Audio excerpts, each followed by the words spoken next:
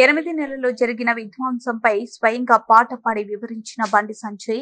హైడ్రా అంశంలో కేంద్ర మంత్రి బండి సంజయ్ సంచలన ఆరోపణలు. ఇప్పటి వరకు జరిగిన కూల్చివేతలన్నీ హిందువులే. ముస్లింలకు సంబంధించిన ఏ ఒక్క బిల్డింగ్ కూల్చలేదు. హైడ్రా పేరుతో కొరివితో తల గొక్కుతుంది. కాంగ్రెస్ హైడ్రాకు బీజేపీ వ్యతిరేకం కాదు. మీ నిర్ణయం వల్ల పేదల రోడ్డున పడ్డారు. రేపు మూసి వల్ల పేద ప్రజలకు తీరని అన్యాయం జరగనుంది. మూసి పేరిట లేని ఇబ్బందులు తెస్తున్నారు. గతంలో ఒక ఆయన ఇలా అని ఫామ్ హౌస్ లో పడుకున్నారు. జీతాలు ఇవ్వడానికి రుణమాఫీ, 6 గ్యారెంటీలకు డబ్బులు లేవు. లోకల్ బడి ఎన్నికల్లో కాంగ్రెస్ పూర్తిగా డౌన్ అవుతుంది. బీఆర్ఎస్ కాంగ్రెస్ లకు ఒకటే గతి పడుతుంది. తెలంగాణ మరో శ్రీలంక కాబోతుంది.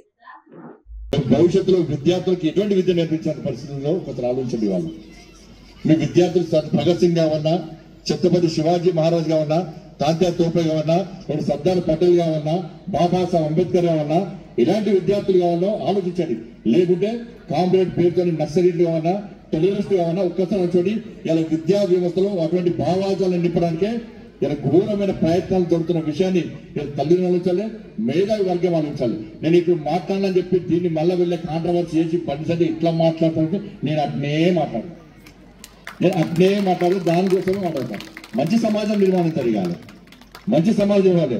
నేను ఇప్పుడు చూస్తున్నాం కదా, లడ్డు కూడా చూస్తున్నాను. లడ్డు నేను చూసిన టీవీ మొత్తం టీవీ అంతా లడ్డు లడ్డు లడ్డు లడ్డు. ఇలా అక్కడ మాట్లాడి జగన్మోహన్ రెడ్డి గారు మాట్లాడింది.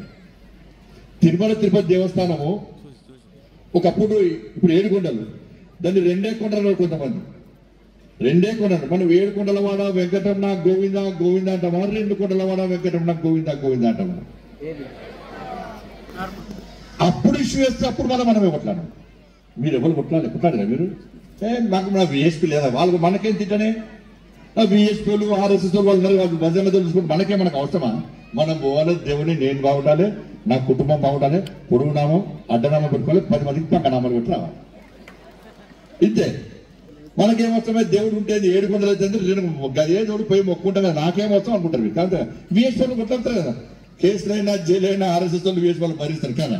మనకి హిందూ కాదు. నేను పెద్ద బొట్టు పెట్టుకుంటా, ఇట్లా పెద్ద నామం పెట్టుకుంటా, నేను అడ్డనామం పొద్దులేసి ఉదయం నుంచి సాయంత్రం దాకా 100 సార్లు పూజ చేస్తా, నేను దీక్షలు తీసుకుంటా. కాబట్టి నేను హిందువును కాదు. హిందూ కాదు. హిందూ ధర్మానికి ఆపద వస్తే, హిందూ సమాజానికి ఇబ్బంది వస్తే, హిందూ సమాజాన్ని హీలను చూసే ప్రయత్నం చేస్తే, అప్పుడు నేను ఉన్న ఆపదలో హిందూ సమాజం ఉంటే నేను ఉన్నా అని చెప్పి స్పందించేవాడే నిజమైన హిందూగా హిందూ సమాజం గుర్తిస్తుంది తప్ప, బొట్టు పెట్టుకుని పూజలు యాగాలు చేస్తే హిందూ సమాజం హిందూగా గుర్తించేది. ఇలా లడ్డు అదే జరుగుతున్నది. ఇలా జగన్మోహన్ రెడ్డి గారు మాట్లాడేది. ఇలా పేపర్ చూసిన పేపర్లు అదే రాస్తారు. మళ్ళీ ఇదే హిందుత్వం అని రాసిన పేపర్ వాళ్ళు మళ్ళీ హిందుత్వమే. నేను అనుకుంటా ఈ హిందుత్వం అలగా దొరికింది. ఇలాగైతే వీడొచ్చినా వాడొచ్చినా మళ్ళీ హిందువులు తింటారు, హిందుత్వం తింటారు. కానీ మాట్లాడాలి వాళ్ళు ఉంటారు. ఎవరైనా మాట్లాడితే మతం అంటారు. తిరుపతి దేవస్థానం సపరేట్ ట్రస్ట్ బోర్డు ఉందంట, టీటీడీ. ఆ బోర్డు మీరు రాసింది కాదు, బీజేపీ రాసింది కాదు. అది బీజేపీ తయారు కాదని. తిరుపతి దేవస్థానానికి ఏ మతం వలన పోవచ్చు, ఏ మతం వలన తిరుపతి దేవస్థానం పోవచ్చు, స్వామివారి దర్శనం చేసుకోవచ్చు, ఇబ్బంది లేదు. కానీ ఇతర మతస్థులు పోయినప్పుడు డిక్లరేషన్ ఇవ్వాలి. ఎస్, నేను క్రిస్టియన్, నేను ముస్లింలు, కానీ అయినప్పుడు కూడా నేను స్వామివారి విశ్వాసం నమ్మకం ఉంది, అందుకే నేను స్వామివారి దర్శనానికి వస్తానని చెప్పి డిక్లరేషన్ ఇవ్వాలి. ఫలితాల కోసం పనిచేసే పాఠశాలలు అయినప్పుడు కూడా ఫలితాలు వస్తాయి. మనం ర్యాంకులను కొనుక్కోము. మనం చైతన్య కాలేజు, ఇంకా నారాయణ కాలేజు తీసుకుపోయిస్తారు. ఎంత ఫీజు అంటే 5 లక్షల ఫీజు. 4 మంచి స్కూల్, అది 5 లక్షల ఫీజు ఉండడం మంచి స్కూల్.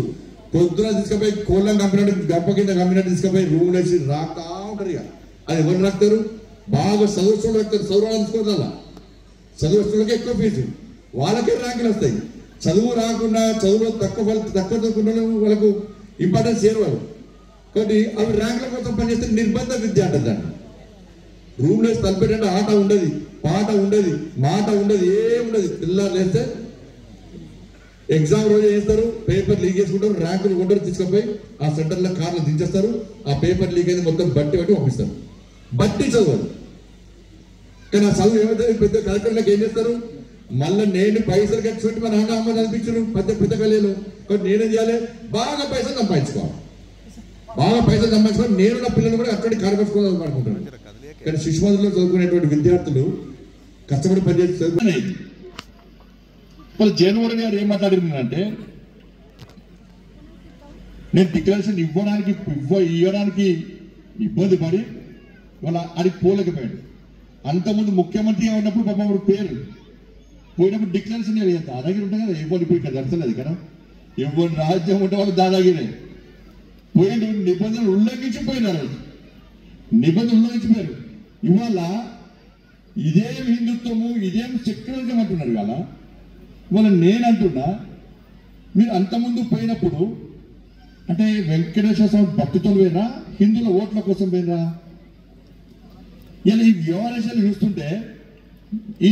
చూస్తుంటే నిజంగా లడ్డు విషయంలో జరిగింది వాస్తవం అనిపిస్తుంది. వాళ్ళ ఆయన వ్యవహారాలు చూస్తుంటే లడ్డు విషయంలో జరిగింది వాస్తవం అనిపిస్తున్నది.